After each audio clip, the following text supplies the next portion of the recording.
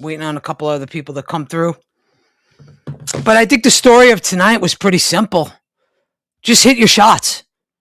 Hitting your shots, knowing Milwaukee's strength. Milwaukee's strength is that they can hit a three-point shot. And what did the Knicks do? What did the Knicks do? They counteracted them. They stopped them from the three. Milwaukee shot 38% tonight from three. Now, did they stop them? No, but they held them down. And overall from the field, they shot 43%. So the Knicks did their job on defense. And you like games like this from the Knicks where almost everybody kind of got involved. Brunson took over the first quarter, had 22 points. But for the rest of the game, I think he only had, what did he finish with? I'll tell you right now. He finished with 27 points. So he only had 5 points the rest of the game. You had Cat, 17 and 10, quiet. But Cat again, talk to the refs, complaining after every single physical call. You're not going to get every call, Cat. Get with the program. We are trying to win a championship. You complaining gets you nowhere. They put Kuzma on you for a reason, Cat, because they know you're going to complain. And you call and you do it every time. Now, you weren't terrible tonight, so I'm not going to go crazy on you. You were actually okay. But be better. The refs know you're going to complain. Stop. Stop complaining because we need you. Bad. Now, I know he's not a number two, but OG Anunoby tonight played like one. There was points in this game, and what was it, to open up I think it was the third quarter. What, he hit 3 or 4 3-pointers in a row? Just like that. Bam. And then the Kuzma kind of like matched them for a little bit, and then Kuzma went ice cold. But that's what OG Anunoby is capable of doing. He is capable of taking over games. And in this upcoming stretch, if we want to go 500, you're going to need OG Anunoby to be a number 2, a number 1 per se in at least 3 of those games. You need OG to step up. If you're going to beat San Antonio, if you're going to beat OKC, especially on the second night of a back-to-back, there's one guy that you need to step up. Now, you know Brunson's going to bring it. You don't know about Cat. You don't know about the rest of the guys. But you know you may be able to count on OG Anunoby. And if he steps up and gives you 20, then you got a chance to beat every one of those teams. If OG Anunoby gives you 20 points, you got a chance against anyone. San Antonio, Toronto, OKC, the Lakers, the Clippers. Any one of them where OG scores 20, you have a chance to win. The Knicks put themselves in a chance to win. Now, we don't know what Cat will do. We don't know what Brunson will do. But OG's got to keep this up. He's the second highest paid player on the team. And you may say, Eddie, what are you talking about? He's not a scorer. I know.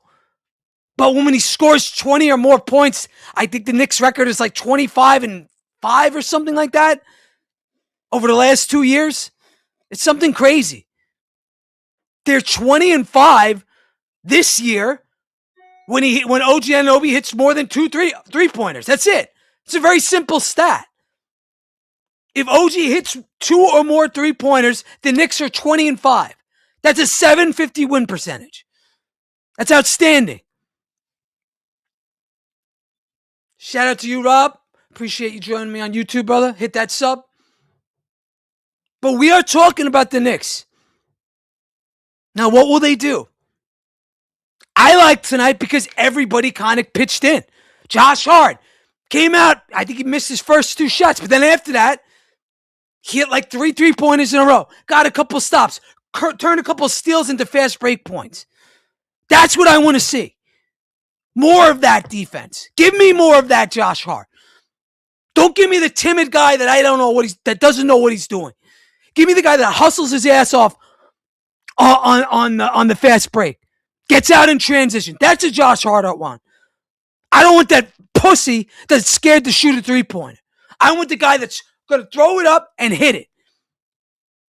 Because we go as Josh Hart goes. We do.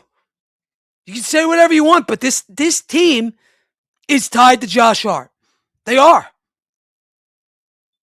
So we got a difficult stretch coming up, but I think we could go 3-3.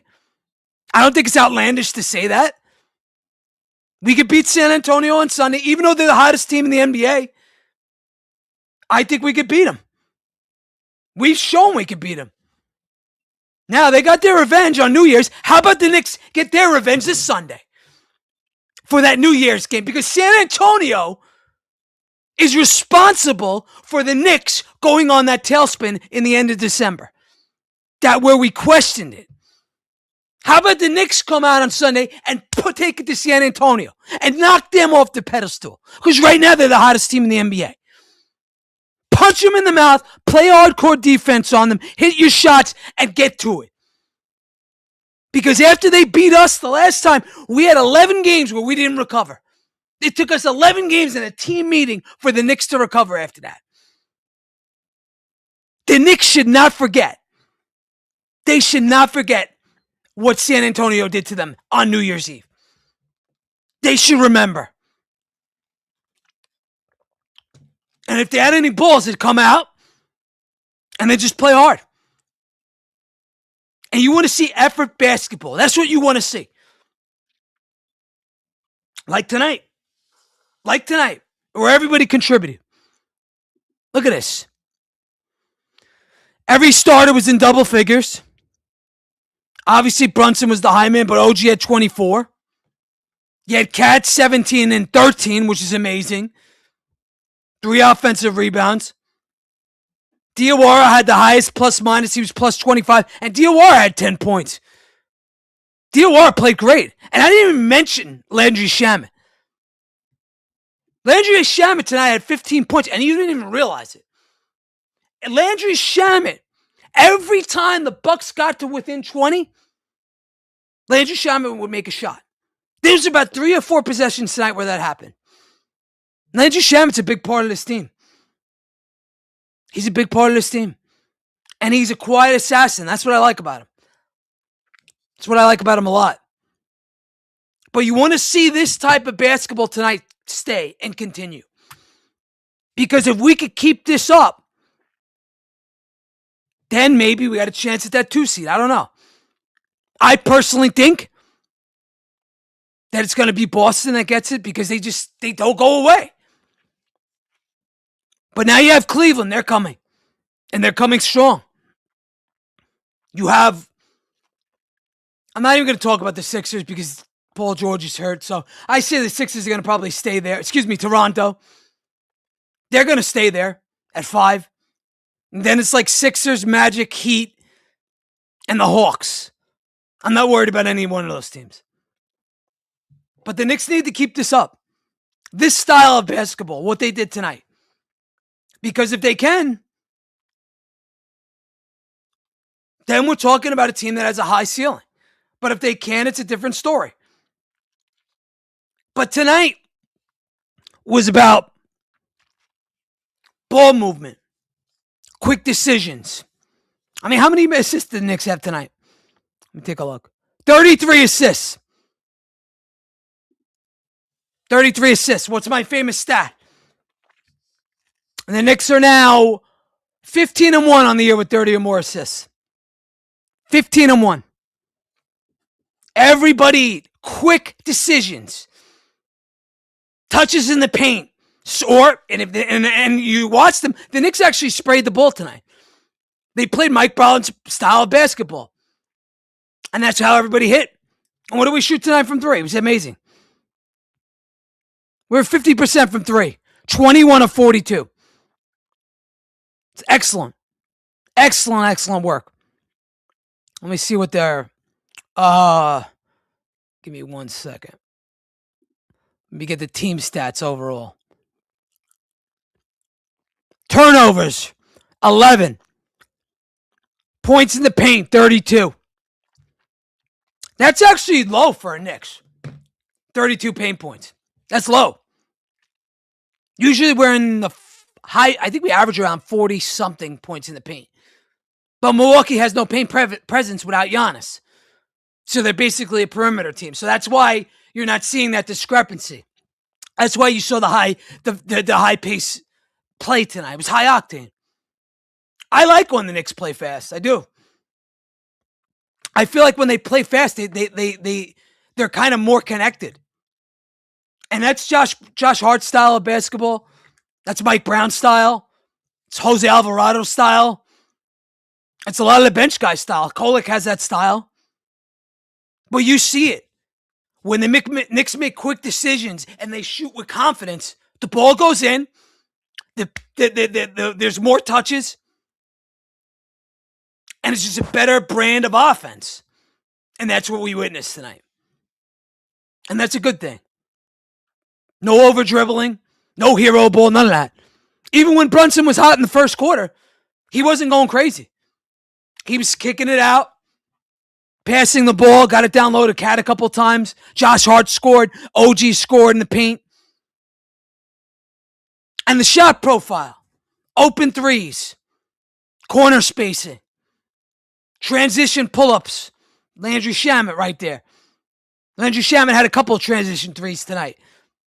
Especially when the Bucks were making a run. It's good. And for me, the biggest thing tonight to me was the turnovers. In the first half, the Knicks only had 2 turnovers. That is outstanding. That is excellent brand of basketball. 2 turnovers in the first half. And they had a 20-point lead. The game was basically over at halftime. And for the most part, the bench players played the whole fourth quarter. So this game couldn't have gotten any better. No turnovers in the first half. No live like bail runouts, none of that stuff. No momentum swings from Milwaukee. And nothing came easy from Milwaukee. Only the threes in the first quarter, and the Knicks stopped that after one quarter. Efficiency like this, basketball efficiency like this travels. The defense can slump. Shooting can fluctuate.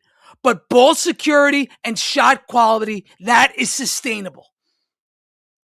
When you take care of the ball and you have good shots, that is sustainable basketball. And that's what we watched tonight. That's what they did. And you may say, Eddie, well, this is Milwaukee. What are you making a big deal? I'm not making a big deal about it.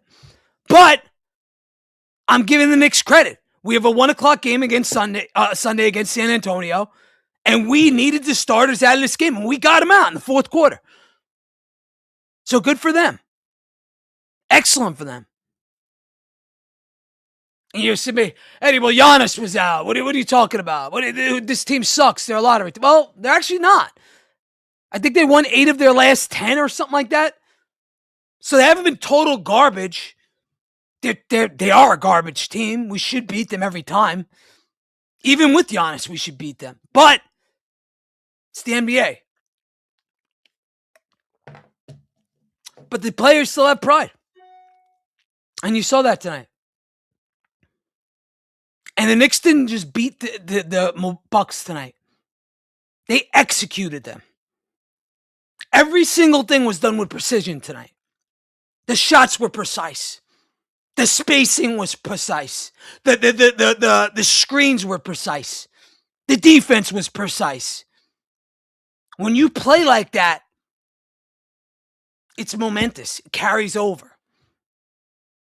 And you want to keep this up. And if you keep it up,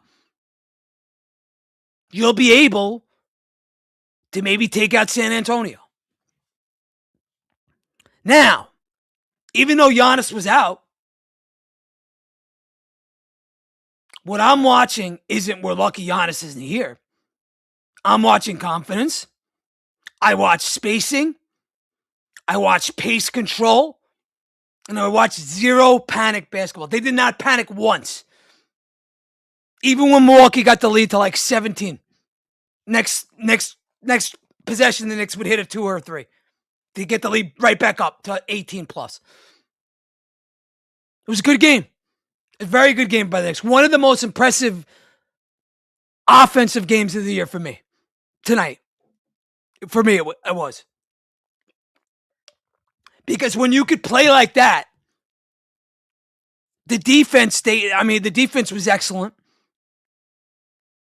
And when you don't commit any turnovers, especially in the first half. I know they did in the second half, but again, the bench played the bench in the fourth quarter had like 5 turnovers in a row. So I'm not even going to count the second half. We gave them an ass kicking and a good one. So Knicks first half, 60% from the field. I believe 59% from 3. Okay? That is extremely, extremely efficient. Again, 2 turnovers. That's elite ball security. This is what contenders do when they smell blood. They don't play down to their competition. They step on your neck and step on your throat. And that's exactly what we did tonight. Exactly what we did. So I'll stop there on the win because I think I hit about every single point you could. But I still believe that the work is going to come in the next 6 games. I would like to see the Knicks go 3-3. You mean, Sadie, that's a low bar. What are you talking about? You just hyped me up now. And you're going to talk about 3-3? Well, this is why I'll say that. Beat the Spurs. Get 1-2 versus Toronto. And OKC. So split 1 or 2 of those games. It's probably the Knicks will probably beat Toronto and lose to OKC. But to me, the most important game out of all of them is Sunday, San Antonio. Because the second game with them on New Year's Eve, like I said, led to an 11-game losing streak. Excuse me, losing 9 of 11. We cannot let that happen again. If you let it happen again, maybe they could go on another downward spiral. I do not want to see that. So take care of business, and it starts this Sunday with the Spurs. With that said, I got my co-host here, my guy, Day Top Bunk. Man, welcome back, bro. Oh, thanks, brother. Yeah, been a minute, man. Were you? I didn't even check. Were you doing post games? I did one, right? I know you did the Houston one. I did 2. Okay, good. Missed one, and then I missed yesterday. But that one was I had that plan, and then something came up. Right. Well, the Cleveland one. I had that plan. I was too jet lagged. I couldn't do it. I couldn't do it. Yeah, I had something that came up like right away that I was like, fuck, I can't do it. So I was yeah. What was your take on tonight's win, man? I mean, I was very impressed. Very impressed. Dominating to say the least. Again, they look like one of those games, bro, where they knew the competition. They read it well from the start. I mean, you saw Josh Hart started off the game scoring 9 of our first points in the first quarter. Three 3-pointers in a row. He missed he missed his first 2, right? Correct. And then he hit, I think it's 3 3-pointers in a row. And then Brunson just took over. Went off with 22 points to finish off that first quarter. But again, it was just reading the defense, reading how, again, the Bucks are the Bucks. You don't have Giannis. They're not really a good defensive team. Yes, they won. I think they won their last 10. So of course, I think they're 8-2 in their last 10. So you gotta at least kind of take that into consideration, because they were playing good up to this point. But again, bro, to me, it's just another day. At the end of the day, give me this against Detroit. Give me this against. That's when you do this against San Antonio. That's exactly what I just said. Do this against San Antonio. You do this against San Antonio, then at least you have me a little bit of all right. The boys are kind of starting to find themselves just a little bit.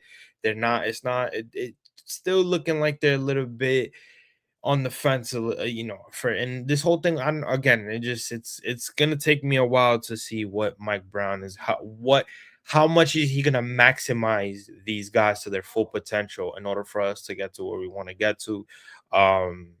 Yeah, there's these type of wins. I love wins like this, but when you're playing against teams that you know you could dominate, and then when it comes to teams that are on your level or even better, and you get your ass kicked, you start to not really care about these type of wins because you're just like, why can't we do this against a team that is at our level?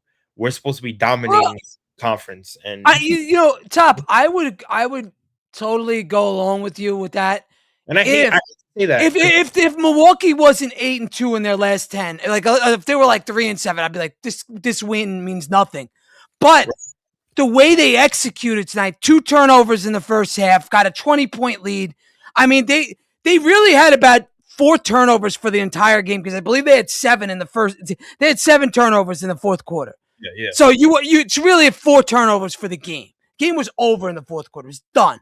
It's done in yeah, the third quarter, really. So that's execution basketball. We executed every single thing tonight. So right. I'm happy with that. We rested our starters, because to me, at these next 6 games, and the schedule, This one, it goes San Antonio, Toronto, OKC on a back-to-back, Lakers, Clippers, another back-to-back, Denver somewhere in the middle there. right, The most important game, 2 games out of that stretch to me is San Antonio and Oklahoma City. correct, You better beat San Antonio, correct. even though they're the hottest team in basketball. You Which know why I say that? I will be at that game when they play OKC. So that one Oh, good for you. you talk about like literally like trying to study every single quarter and trying to see how this is where they'll get elite defense thrown at them. Like this is where it's like, all right, how what how will they make their adjustments against a top elite defensive team like the OKC? Even though they're not the same as they were last year, they still play really good defense to where they can disrupt you at any point of a game. So this is a juggernaut defensively that the Knicks are gonna have to deal with on the home court. So that's gonna be a tough battle to deal with. Again, It's got to be tough just because it's on a back-to-back too. correct, 100%. And the back-to-back isn't at home either. It's in Toronto. It's in Toronto, right? But So that is not going to be an easy game. Now, to me, again, it's San Antonio, Oklahoma City, and the Lakers. The Lakers beat us last time, yes, right? right. Or did The we beat them? No, we beat I them. We beat them. We beat them. We beat them. We we beat them. are. We beat them. Yes, yes, yes. I It know that was. for a fact because remember we were pointing out that they hadn't beat the Lakers in the Garden since That's 2020. right. That's right. That's right. So, all right. Specifically, So fuck the Laker game. I don't even care about that game. It's San Antonio, Oklahoma City, and Denver. I think are the 3 most important games. Those are 3 wins I want to see. yes, me too. I think, and if you go 3-3 or 4-3, I'll take it. And you've proven to beat Denver before. Exactly. So We again, we actually play well against Denver, all the time. That what's funny? especially in the cat era. It's like I told you last time. It's funny how like we talk about how good Denver is and how this team just plays them so well. Why is It's that? I never understood that. Even under Tibbs, like they played Denver so well under Tibbs. It's something about Denver that this team just plays better than they usually do. I don't know what it is, man. I don't know, man. I think it's something with Cat. Where he just goes off against them. No, I just think he's comfortable against Jokic. That's a good point. That's a good point. I think he's comfortable, and you could kind of see it. Like it's because Jokic doesn't play all up on him and stuff. He kind of gives him space, and I think that makes him comfortable. I don't know. That's the way I see it. I mean, you may see it different. No, that's a good point. I think when we did the post game when they beat Denver in that second And overtime, overtime. we spoke about that. How Cat throughout his career, he's always played well against Joker, and the Nuggets. So yeah, that's What do you expect to see on Sunday? it's gonna be a tougher battle, to say the least. But yeah, I've always said consistency is key with this team. So the energy that you started out with in tonight's game, how can that translate to a team that is much better? and how can you utilize that going into I, a I have game. an answer for that. Mhm. Take care of the ball, like we did tonight in the first half. No turnovers, no Right. stupid plays, and play with pace because they could run. Yes. But if we first force turnovers, we could run too, and Yeah. we watched that tonight. Yeah. Yeah. So San Antonio is not. I mean, they've proven to be a juggernaut this year. I, They're, I, I they're, I mean, they're only a few games back of the Thunder right now. They're going nuts. they've had the Thunder. They've had the Thunder's number this year. They've beat them 3 times. Wow. Yeah. They've had Was their it number. three or it might even be 4 times? No, it was three in a row. That's right. I've seen 3. I maybe I missed the game, but 3 enough. Defending champs, and you've beat them the way you've beat them. I think San Antonio has a case to prove themselves that this year they can make some noise. What's your are I'm starting to get a little concerned with Cleveland Me too. because everything is just coming together for them at the right time. James Harden has definitely uplifted that group. I think they have a very good chance of making us turn into the 4th seed. Yes. Are you concerned about Cleveland the way I am? Yes. Okay.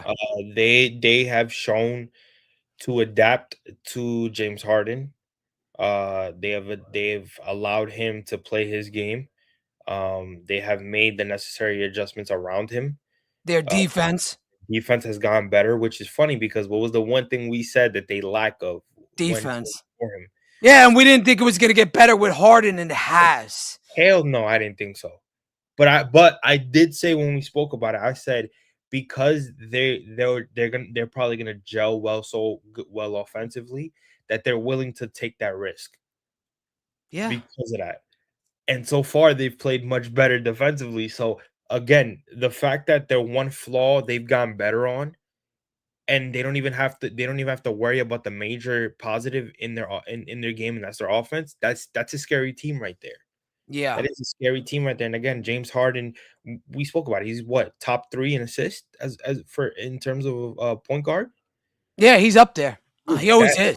that right there, you talk about adjustments. A guy who's 35 can still shoot the ball at an elite level, who can spread the basketball, who can space out the floor as a guard. Like, dude, that Get to right the there, line. dude, they have figured it out within the last 10 games. They went 7-1. I think what they're 8-1 now. 8-1, With Harden. I think it's 8-1. that's scary. Anybody that thinks that the And Cleveland and another problem is, Top, and I don't mean to cut you off, is come on, Boston's not slipping either. no, they're getting They're not better. going anywhere. They're getting better. We keep thinking they're going to drop, and they don't. They're getting better. They're getting better. And it's to me, I think it's I mean, it has a lot to do with the weapons that they still have. They got really good 3-point shooters. Jalen Brown obviously is always he's a juggernaut. But I think it's also Coach Mazzulla utilizing what he Yeah, has, he's the best coach. getting the most out of his players. Those guys trust him. Those guys believe in his plan. I mean, he won a fucking championship with them for God's sakes. So they're always gonna believe in his philosophy, no matter how long he's there. It's the same thing with Brad Stevens. That's why they never fell off. They knew who they were having. It was pick up the baton, and we're staying where we're at. We're staying in the position of being one of the top 5 teams in our conference as long as we stick to what we know and we trust the people that we do. So Boston's never going anywhere. Yeah. It's weird too. Like, you're waiting for them. They don't have that secondary star, like you said, like and Tatum, but they just find ways to win night in and night out. I don't understand it, but I don't know. I don't think they're gonna drop, and if they do drop, it's gonna be to Cleveland. Yeah, I think you know what though. I'm gonna be honest with you, Eddie. That right there, we talk about so many matchups in the East. That Cavs and Celtics matchup might be that's a popcorn matchup that I would want to. That's a heavyweight matchup I would want to watch. Right there, Cavs, Celtics. Oh, just because they're neck and like they're right there. I mean, I gotta give. If I had to pick gun to my head, I'm saying Celtics are winning that series. Yeah, I agree. I just don't think I it's mean, good. it's close though. It is close. I could see it going 6 or 7. I could see.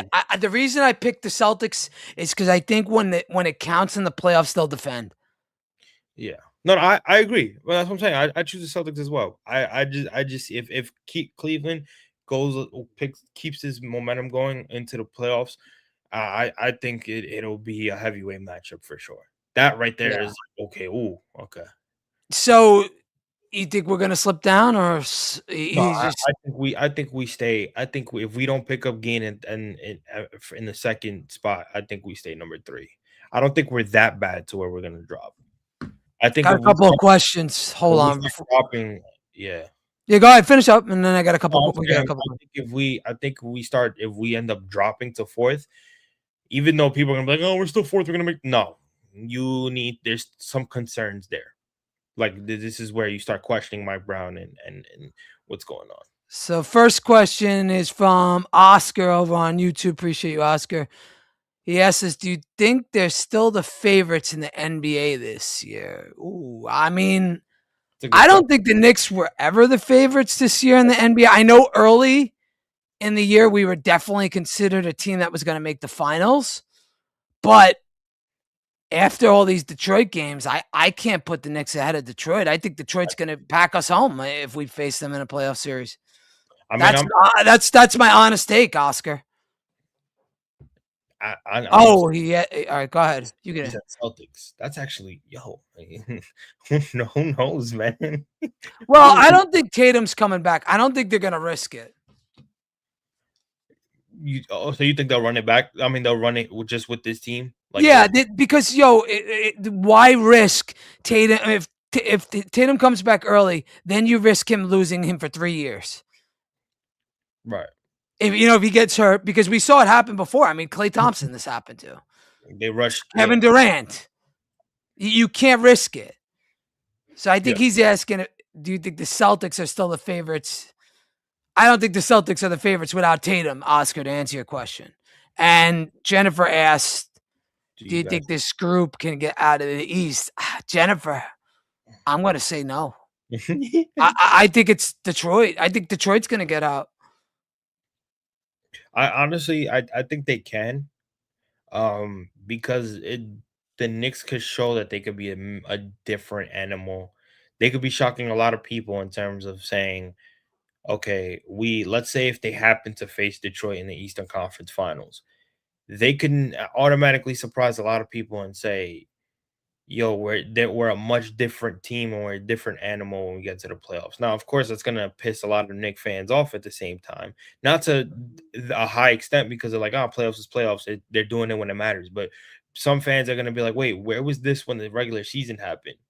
You know what I'm saying? Again, when we played Detroit in those 3 games, where was this when we played them? Right. So although it is gonna be a question mark, I think it could be a situation where the Knicks end up turning up the intensity and playing Detroit much better in the playoffs because it is the playoffs. But again, that's not 100%. I'm not saying that with 100%.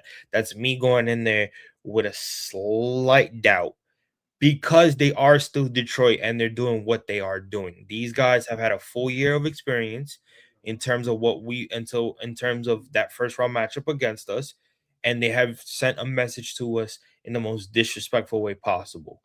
They have beaten almost everybody in the East pretty badly. Like Yeah. they are no you talk about if there's one if you can find this team is as close as they can be to the 2004 Pistons in terms of in terms of defensive energy, intensity, team basketball. There's a lot of comparisons to that 2004 Pistons team that won it that year because of the way that they play. They're playing Detroit basketball the way that they're known to play. See, And so no, I feel you on that. But I'm going to say this. If the Knicks are going to get out of the East, and they obviously have to go to Detroit, a lot of things are going to have to shake their way. yes. All right. They're going to have to They can't go through like Cleveland, Boston, and then Detroit. I think that is just too much to ask. If it's the Raptors, Detroit, Celtics, I think we could get out of the East. Like if we face Detroit, if we go more hit the 4th seed, and Toronto's the 5th, we get out of that series. Then we play Detroit in that second round, and everybody's healthy. Okay, but I need one thing: OG Anunoby has to be our number 2 versus Detroit. He has to be it. There's no other discussions. If the Knicks want to beat the Pistons, it all lies in the hands of OG Anunoby. Yes, Brunson's going to have to beat Brunson, but we need a number 2. And right now, that 2 is OG Anunoby. If OG Anunoby can be a number 2 in the playoffs against the Pistons, then yes, I have the Knicks beating Detroit. That's the way we could beat Detroit. But that's a lot to ask. Right. You can't count on Cat being a number 2 right now. He's too inconsistent. Right. But if now, with that said, Top, if Cat can do what he did tonight, a sneaky, quietly good game, 17 and 13 on what did he shoot tonight? He was. How do you know? I got it right here. Hold on, give me a second. That third quarter, he came out firing. Yeah, Cat was 6 of 13. Perfect. OG tonight. He was aggressive. He came out blazing hot in that third quarter. It was good to see. How important is OG to the Knicks defense? You could take that one on top. Very important. I think the most important, probably. When he's on top of his game defensively, there's nobody stopping this guy. There's nobody that he can't stop. Is really what you meant to say. Right. Right. Exactly. So. I mean, we saw him what he did against with the Rockets, right? Who did he shut down? Was it KD? I mean, he was playing great. He had him on lockdown. OG Anunoby, to me, is the key to the next season. I no longer view Cat as the number 2 anymore. It's OG. Yeah. And I think that's the way it should be. Hey, Cat, listen, get here, give us your 17 and 10, 11, 12 rebounds. I'm fine with that. I'll take that every night. But stop the complaining. Enough. Did you watch it tonight? Did you get sick to your stomach? I swear to God, I thought he was gonna backhand McHale at one point because McHale was trying to tell him you read you saw. Did you see when they gave up a wide open dunk that McHale was kind of trying to talk to him before Mike Brown subbed both of them out? Yeah, sure. In the second quarter, I believe, right? He wanted to punch McHale in his face. I'm like, yo, bro, he's just trying to talk. He's just trying to talk to you, bro. Like, relax. I don't know. I think he just gets too much in his bag sometimes, man. It's just like, bro, he's too emotional, man. He's too emotional, man. It's just like, dude. And I like I know McHale gets a lot of shit, but I like the fact that McHale's calling him out. Like, ain't nobody else doing it, man. And yeah, that's true. Come on, man. Like, I cut McHale some slack when it comes to that. He's holding his guy accountable. So, Oscar, to answer your question, how would the Knicks hold up against the Celtics? I think it's a tough series for both teams. Ultimately, though, I'm going to give the Knicks the edge because the Boston doesn't have Tatum. And I think without Tatum, I think the Knicks will be able to get through Boston. But I think it'll be not an easy series. I think it'll go 7 games, probably 6-7 games. I've shown the Knicks, the last time the Knicks played the Boston Celtics in Boston and they were fully healthy, the Knicks dominated. So I think you make those certain adjustments, and you obviously take that one into consideration. And you can definitely, if you're shooting consistently, I mean, the most important thing for tonight's game was that shots were falling. Right. Oh, I mean, they were incredible tonight. Right. So if you can have that against the Celtics, which that was a point last year. Last year, we beat the Celtics fully healthy, but that's also because our shots were falling, especially in the second half, where the Celtics were missing in the second half, and we took advantage of that in almost every possession. So that would be the same key: is your shots need to be falling and your defensive pressure needs to step up. Yeah, if you got to utilize those two things, I don't see the Celtics giving you. And again, it goes back to Detroit. It's the same thing with Detroit, man. Every miss that Detroit, even whether it's on a fast break, whether it's literally a one-on-one possession, every miss that the Detroit Pistons make, you have to capitalize. And you gotta pressure the ball defensively against this team because they will hurt you. Cade Cunningham knows how to get to his spots. He knows how to break down his defenders. He knows how to distribute the basketball to his teammates. This is what makes him so well. That's what makes it, like everybody says it. The reason that They have such good chemistry, Top. They have bro, such good chemistry. listen, JB Bickerstaff's about to win Coach of the Year because of As he should. he has these who's playing on a whole different level from last year. Like they have figured it out. And that's what makes them so dangerous. So with a team like that, if you play them in the Eastern Conference Finals, you're going to have to play the best defense you have ever played as a team the entire year. That's it comes down to that. Because think about it, the Detroit Pistons are not a good three-point shooting team. So they're just like the Celtics in terms of if they don't make an adjustment and they shoot themselves out the game, they're more physical than the Celtics, though. I will say that.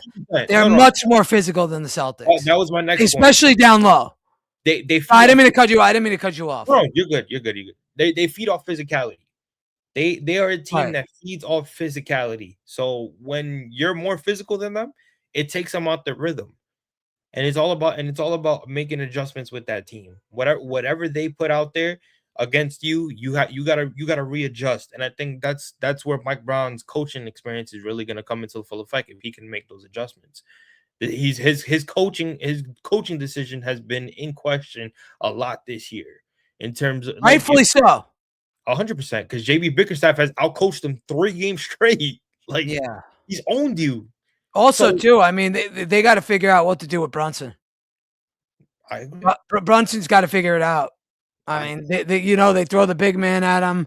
I mean, they threw Kyle Kuzma tonight on Brunson, and he stopped them for a little bit. So like, Brunson's got to figure it out. He's got to get a bigger man on him. He's got to learn. They're gonna throw Thompson on him because Thompson guards him. Yeah, of course. So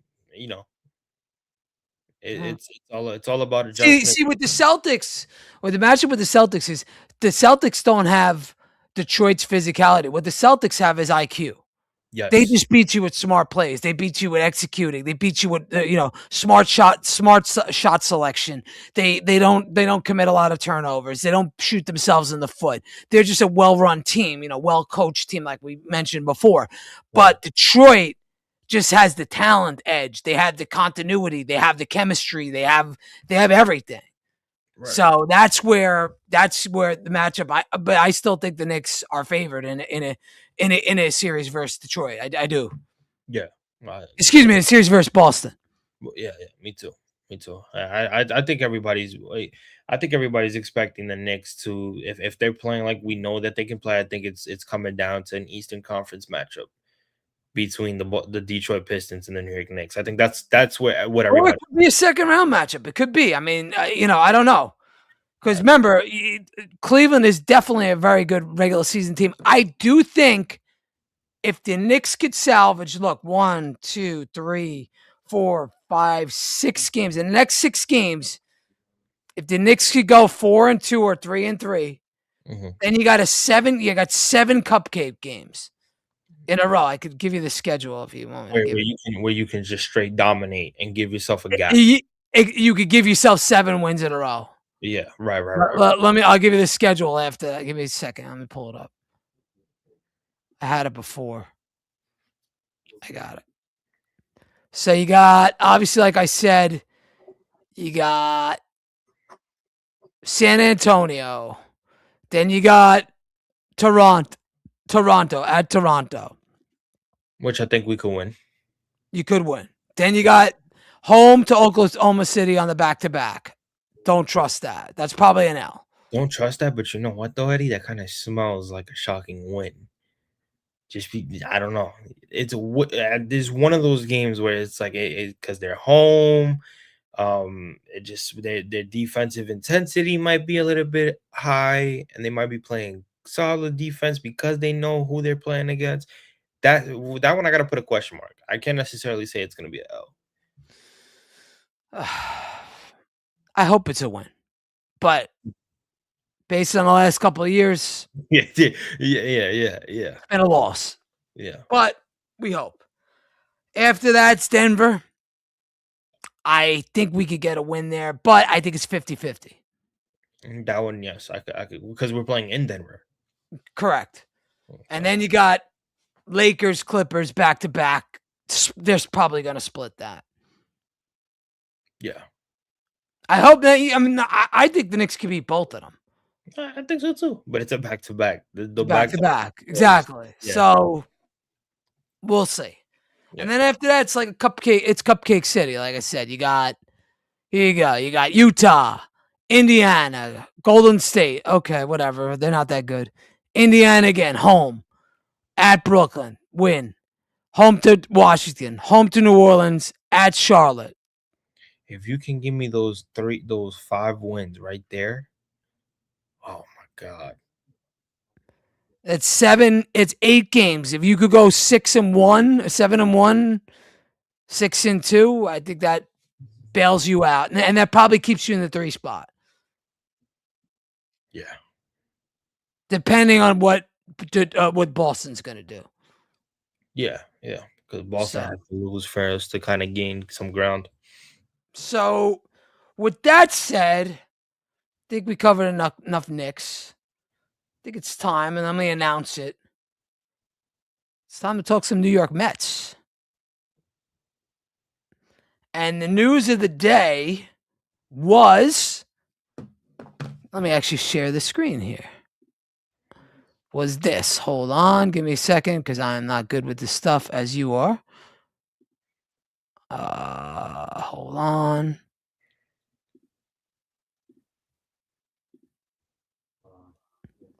Give me a sec.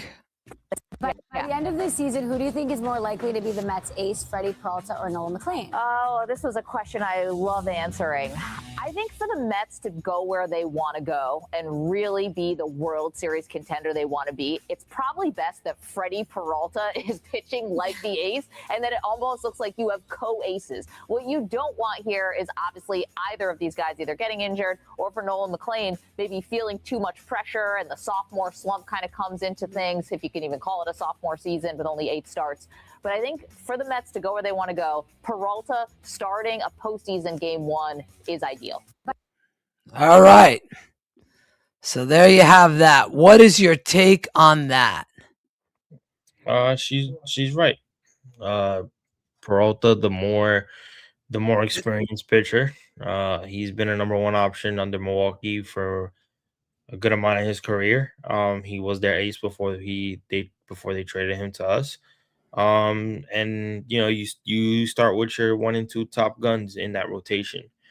And then from your 1 and 2, then your 3 through 5 or 3 through 6 can definitely be moved in terms of how you want that to happen. But I think your best arms right now would have to be Freddie Peralta and then Nolan McLean, especially because Nolan is coming into his 2nd year.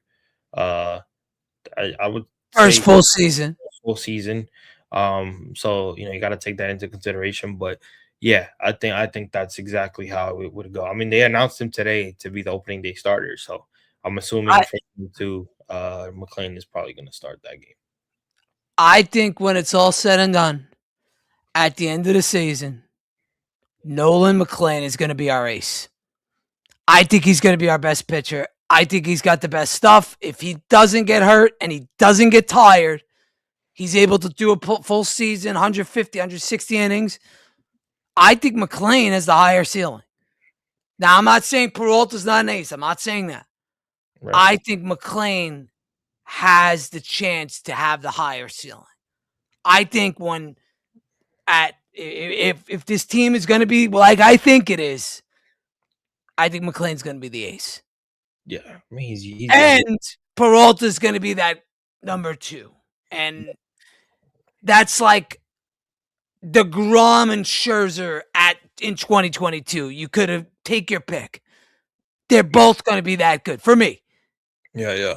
It works out. It works out for both. It works out for both. That's kind of why I like that. I like this duo a lot. Now, let me ask you this. Let's see on this one. Let me bring this one up. Hold on. Of all-star caliber quality. Let me He start had the this over. best season of his career. I mean, the Mets didn't bring Peralta to the Mets to not be the opening day starter, but JJ, what's your reaction to all this? Well, you nailed it, Nikki. Yeah, like, precisely, right? Like him. you have a pitcher of all-star caliber quality. He had the best season of his career. You go and give up big prospects to get him. You have to honor Freddie Peralta, to me, with that nod of being your opening day starter. And look, don't get me wrong. You just mentioned Nolan McLean, Maggie. I love me some Nolan McLean, but he is a pitcher that has made, what, a handful of big league starts? You go and get Freddie Peralta. You say, hey, big boy, you're pitching for a contract. You're our ace. You're our go-to guy. Let's go and make a statement right out of the chute. Well, he might have that new contract by the time we get to opening day. Let's keep our eye on that. But Carlos Mendoza was funny because he said, of course he's the opening day starter. I've just been waiting for you guys all to ask me about it. And let's think about opening day. What is that all about? Handling nerves, handling the fact that everyone on the team gets announced, all the coaching staff, the training staff, the pomp and circumstance of it all. It's just such a big day. You want somebody who has that experience, calm the nerves down. Then you get the off day. Then you really settle into the season with that second game. It just makes so much sense to start Peralta there. Okay, so what I got out of that, okay, I have no problem with them naming Peralta the ace, opening day starter, as he should be. He's the guy with the resume. But what I took out of that was that Peralta maybe re-signed. What's your take on that? I mean, I think he'll resign. I mean, he looks like he before opening day, because if we could resign this guy before opening day, I am going to be ecstatic. Ecstatic. It's hard to tell. I think they could get a deal done. I mean, they did it with Francisco Lindor when they traded for him. They signed him literally the day before opening day. They could get a deal done, but it's also on Freddie Peralta kind of saying, you know what, I even though I do respect him a lot, because he has said in interviews already that they have his back. You see how well he's gelling with the players. You see how comfortable he looks. So obviously those are good signs. But these players do understand too that this could be their last opportunity in a free agency market. You know what I'm saying? So maybe he wants to just see that and see what his options You think he wants to test free agent waters, is what you're trying to say? Just to see, because you never know if he ever gets that opportunity again. Let me ask you this, though. What would it take to keep Peralta here? What does a deal like that look? For me, I think it's going to be 5 years, $85 million. 185 million. $35 million a year. Is that too much or is that too little? What do you think? That's actually not. That's actually, yeah, I think he would say yeah to that. You think it's an overpay? Not for him, no. He's you look at his numbers, he's been amazing as a starter. And he's been getting, I mean, it's not, we're not giving him $70 million a year. We're not giving $50 million. I think $35 million a year over 5 years. I think that's a good deal. That's not a bad deal. Plus, like I said, every year he's gotten better. Just look at his numbers. Right. So it would be, hold on, it would be $175 million. It would be 5 years, 175, right? Yeah. So I think that's a fair offer. Would he take it? That's if he would take it, yeah. I think that's the question. I would definitely offer him that. So the only question is whether he takes it. If he takes it, hey, it's a good position. We gotta David Stearns has done a good job. All right. Here's a question for us. So the Mets better after overhauling the roster. They lost big names like Pete Alonso, but also added depth. The Mets are much better in my eyes. They're a much better clutch team. They're a much better put together team. Again, I think that old group went as far as it could. I think what happened is done. I think they needed this. Alonso's going to hit home runs for Baltimore, and I don't care. I don't care at all. Let him hit 50 home runs. Good. Yeah, enough's enough. I'm done with Alonso. I'm done with the Diaz, all of them. yeah. They're not here no more. This team is better. I don't care about Pete. No. And a lot of people are all crazy about it. I don't understand why. Who cares? The fascination. It's that they want. Oh, I don't know. I think it's a lot of like headline bullshit. I mean, listen, Baltimore's only 5 hours away. You can make the drive if you guys care that much. Like Exactly. it doesn't matter. You can make the drive. It doesn't hurt. What's your take on Bo Bichette on third base so far? I think he's pretty good. I think he's solid. I do too. I got Are you worried? Because a lot of people are also, oh my God, the sky's falling. He can't make a throw, yada, yada, yada. I think he's going to be fine. I think he's gonna be fine. I think he lives for those moments.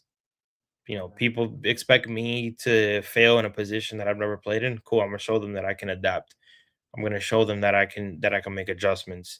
That at the end of the day, I'm still the player that I know I can be, regardless of what the question marks are. And I think he's gonna have a big year. I do think because of that big year that he's gonna have this year with us, he's gonna opt out. But I also think that there's a good chance if he enjoys the vibe of the clubhouse and he enjoys his season that he could opt in, and change the expectations of what people think he's gonna do after this season. But I think he's gonna have a big year. I think people are expecting him to fall off because of him not going back to Toronto, the injury history.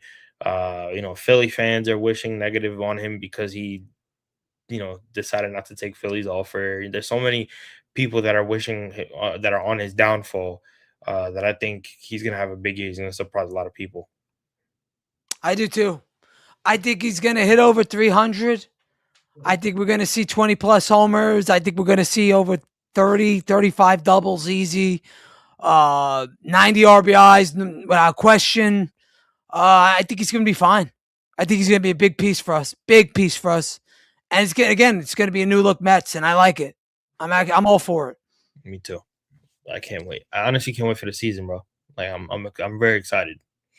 Very excited. Like I know we say that every year, but like I think this team, in terms of just this is Davis. This right here is the definition of Davis Stearns and the team that Mets. he wants. This is his Right. team. You know what I'm saying? This now he's full reigns. This team, I feel like this team could win the division with the way that they are. There's really no pressure on anybody, in my opinion. I think they're gonna play more freely in terms of Lindor, Soto, like guys that have been here. Like now, there's no issues with the core. They gave it a 5-year run and they didn't do shit. David Stearns thought it was time was up, and he decided to break it apart. And I think with a fresh new team, guys that are veterans, guys who've been leaders and that have shown that they can win at a high level, that makes for a success. That makes I just love the way he's gone about it. And the funny thing is, it's not even funny. It's impressive that his philosophy was always contact and run prevention, and he never got away from that. He's gone through the entire offseason going through his philosophy and what he believed in. And Steve Cohen has said it multiple times, this is his team. I just want them to come back and just let me know what the process is. But this is his team. I'm giving him full reign. Now, when it comes to right field, Mhm. I think Benj is going to win the job. I think so too. A lot of people are saying Talkman. A lot of people are saying, I forget the other guy's name. Forgot his name, but a lot of people think Talkman might win it. I think Benj is going to get it. I think Benj is gonna get it too. The only way I don't see Carson Benj getting it is if he goes into spring training and he doesn't have a really good spring training, but he's a train wreck. He's been off to a good start. That kid is a total package. I'm sure we all saw what David Stearns saw in him, and there's a reason why David Stearns was laying out the red carpet for him since the start of the GM's meeting when he was mentioning Carson Benj, and the possibilities for him. That kid, that kid, he looks like he's ready. I would not be shocked if he starts opening day as our right fielder, man. Honestly, He'd have to have a really bad spring training for him not to get that job. Correct. I think if he, shows up, hits, I think he's a right fielder. I do, and I think it's Talkman who's going to be the backup. Correct. So I don't know. I think it's his. I think it's his job to lose. Right. Do you have any concerns for the Mets so far in spring training? No, sir. None. Nope. Spring training has looked exactly how I thought it'd be. Our top prospects that are in spring training right now are performing to their highest ability. You're seeing guys like Ryan Lambert. You're seeing guys like AJ Ewing. AJ Ewing had a big day yesterday. Ryan.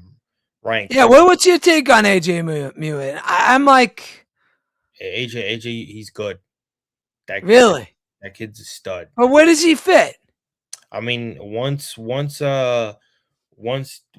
Robert is done, once Luis Robert's done, most likely he'll get the call up.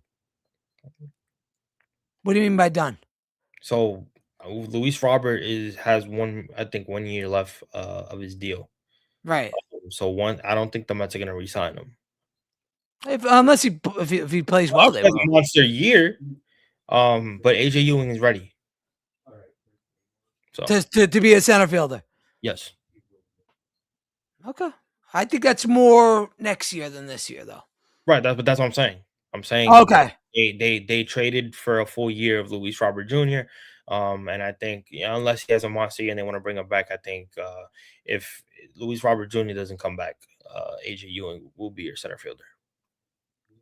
How about Devin Williams? Big year for him. He gave up a bomb today that Which I could care less about. Yankee fans making it a big deal. Yeah, of course. I saw that. I saw that on the timeline. They miss him more than they want to make fun of him, and they just don't want to tell the truth. It is what it is. But I think he's gonna shock a lot of people. I think people are praying for his downfall, like Bichette, because he came to the Mets and he really wasn't shit for the Yankees, even though he did have a solid second year. Yankee fans seem to kind of forget about that when they talk about him. Same thing with Luke Weaver. That's another guy that the Mets took from the Yankees. I think they're in a better position now, and I think they're going to shock a lot of people. Again, we've already shown that we've taken Yankee hit players and turned them into success. Clay Holmes is a perfect example of that. We turned him into a starter. He finished the year with a 12-6 record. ERA would just hit the threes. Top of the How about this, Top? How about this? I think Devin Williams is going to be the best closer in baseball for the Mets this year. I think he's going to be better than Edwin Diaz this year. I do too. I think Devin Williams is going to be the best closer in MLB. And I think there's a reason why Stearns went out and got him so quick at the price he got him. I am not worried about Devin Williams at all. And I think he's going to prove why he's always been a top 3 closer in baseball. Prove it. Facts. It's gonna be an interesting year this year, man. I'm telling you. A lot of pieces that people are looking at it from a perspective of these guys. He's getting guys that aren't playing their normal position. He's getting guys that don't seem to be consistent success, and they're gonna prove him wrong. Let me ask you this. Excited. So me and you both are, I think, lockstep on Devin Williams being one of the best. We both think I think Diaz. I don't think Diaz is going to be terrible, but I don't think Diaz is going to be as dominant as he was last year with the Mets. I agree. What do you think could go wrong for the Mets? If there's any. Your offense can get cold at certain times. Your pitching, I think, would be the issue if it doesn't go right, and that's bullpen, and that's your rotation. Offense, I have no question that they're gonna be good because they are contact hitters. There's a certain reason why David Stearns went after who he went after, especially with that number of being 0-72. Yeah. the 8th inning. He wants to eliminate that because that was an embarrassment. But if your pitching doesn't go well and there's a lot of inconsistencies with that, that kind of hurts your team in a way because your offense. There are going to be games where your offense is not going to have it, and that's okay. That's part of baseball. But when your pitching is not there on a consistent basis, it's hard to win games like that. Yeah, but you know what though? The Mets got so many guys. You're talking about the two-headed monster at the top, McClain and Peralta. I'm not worried about those guys.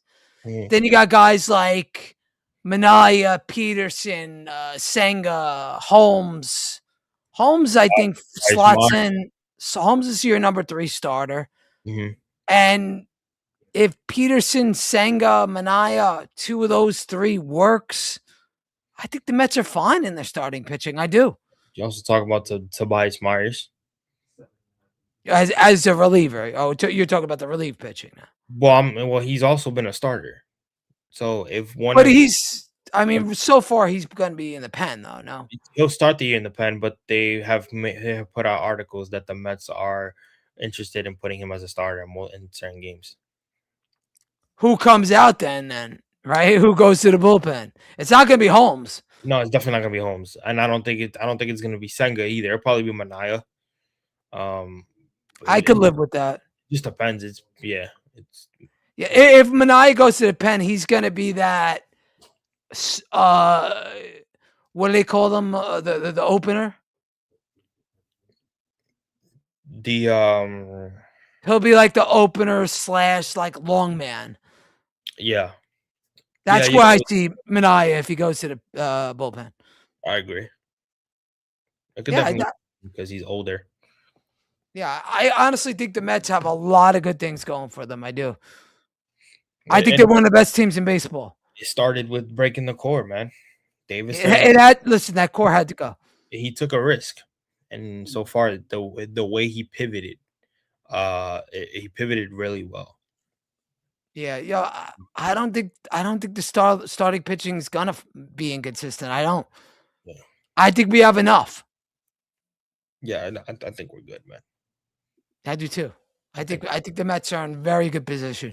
I think very good. Season's gonna be a very fun year. I feel it. I know I have very good aspirations for this team this year. I don't think the Mets are gonna win the division, but they're definitely a wild card team. I could definitely. I would have to kind of see the Braves. The Braves are kind of getting a little bit older, but they're still good. They're still good. To me, they're still the team to beat. They're getting because I think Philly's going to take a step back. I think we're second. Yeah, no, I don't think Philly. I don't think Philly is who they are this year. Who they think they are. It would to be a toss up between the Mets and the Braves, but I like I the said, Mets and the Braves. That's the division. Like I said, they're getting older. Their pitching staff is getting older. But they'll stay execute though. Yeah, but again, it's only for a matter of time. And remember, you actually like this guy. They lost a big power in their lineup, Marcell Ozuna. Where did he go? Pittsburgh. That's a good signing for them. So no pressure whatsoever. No, because he's not going anywhere. Right, and he'll be fine there. He'll hit a lot of bombs over there. All right, sure, but yeah. Any other topics you think are relevant for the Mets? Nah, man. I would say let's continue watching spring training. Watching our young guys kind of get their chance to really show out what they could show out and get that opportunity to make the opening day roster. And yeah, man, this is where, we always talk about the prospects and, the Mets are top at top when it comes to being one of the best farm systems in the league right now. So this is what you're seeing. You're seeing that on full display in spring training. So for a lot of you guys that don't watch the minor leagues, this is the best chance you'll get in terms of the best prospects that we have. And yeah, man, this is a good opportunity. We're rounding out first 3-4 weeks of spring training so far, and we're getting to March.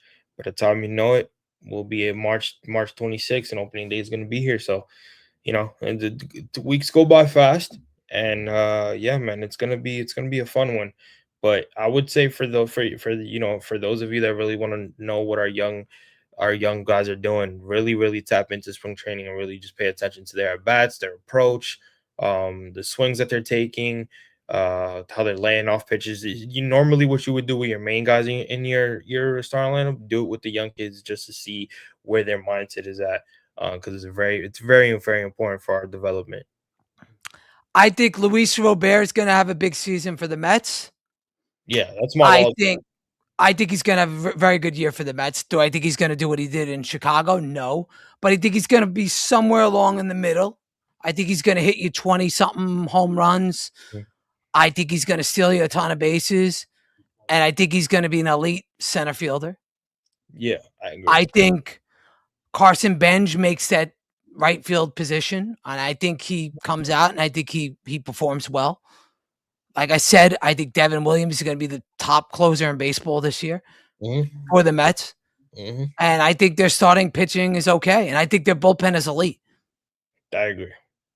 Right. So that's where I'm at with the Mets. I literally, the only people I'm concerned with the Mets is Alvarez. And I do think one person takes a step back. And I think that's Lindor. But I don't think it's a big step back. But he still shows up and he still plays. So even though he takes a step back offensively or defensively, he's still Lindor. So I'm okay. Yeah, I think he'll be fine. I think I think he's still okay, even if he takes a step back. I don't really see him taking a step back. Because he's always been consistent. I just think that injury, Alvarez to me takes the biggest step back. depending on the Alvi that you get, if you're gonna get yourself another Alvi where it's like 2024 and 2025 where he's kind of struggled, and I know part of it's been injuries, but he's been very inconsistent. Then That's who I expect. Just inconsistent Alvarez. yeah, we're hoping that we get close to 2023 of Alvarez. Right. Give us something close to that, and this lineup is going to be one of the best lineups in baseball this year for sure. Agreed. I think we're one of the best teams in baseball. Yeah, 100%. But I think we're just a lot of people are kind of sleeping on us, and I like that. Let him. Let him. I like that. I like going into the season. I do too.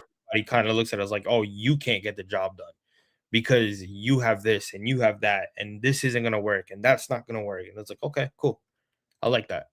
Because I don't want to hear nothing when this team makes the playoffs.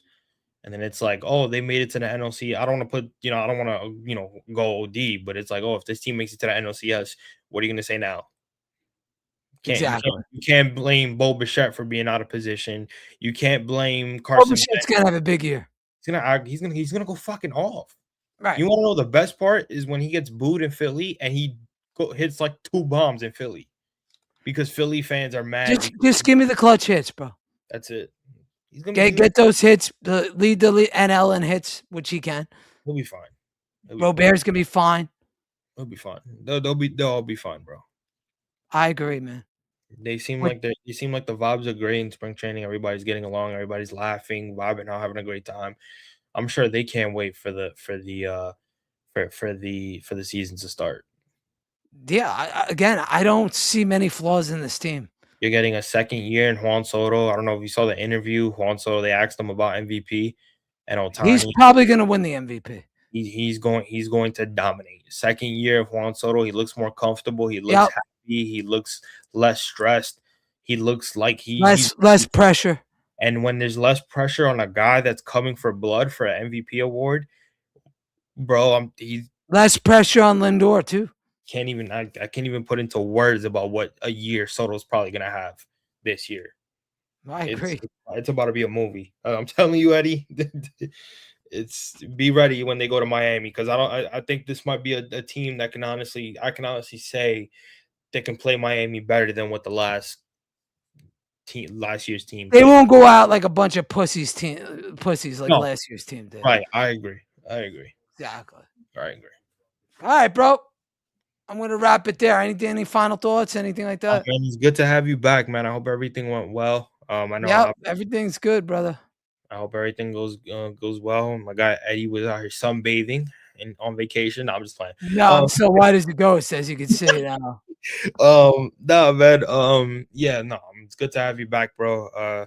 It's crunch time for the Knicks. You know, gotta win every game you possibly can before getting into the playoffs. Feels good to have baseball back, and we already touched on the Mets. And yeah, man, we're in the right spot for content. A lot of content going to be made within both teams being in the fresh of some good Knicks are in the middle of trying to play some important basketball, while the Mets are trying to start a season of redemption and trying to rewrite the wrongs. So I'm excited. New York got a lot of things on the horizon. Appreciate you, Top. Appreciate everybody that came in here tonight. Appreciate you guys coming back in full strength, and we'll see you Sunday night again. Yeah. With that said, everybody, thank you and good night, everybody.